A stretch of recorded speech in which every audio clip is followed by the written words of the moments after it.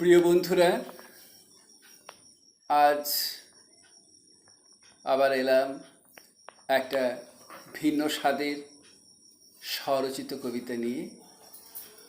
কবিতাটির নাম ফাগুনে রং হৃদয়ের ক্যানভাসে।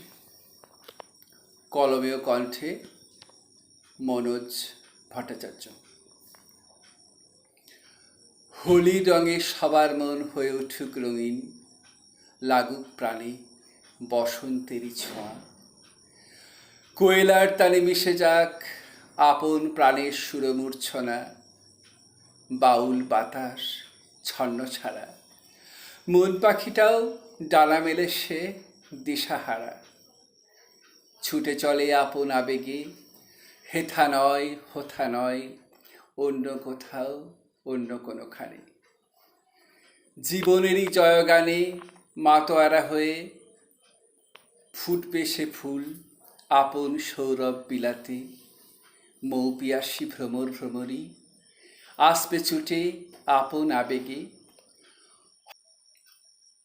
ঘুচবে আধার আলোর পরশে, সুরের আকাশে চেতন ও অবচেতনের দোলাচলে বিহ্বল হয়ে। সুখের স্মরণে বেয়ে স্মৃতিটুকু নিয়ে নীতি নীতি হোক স্মৃতির মন্থন।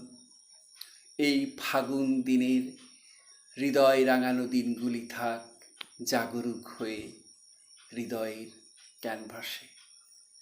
নমস্কার।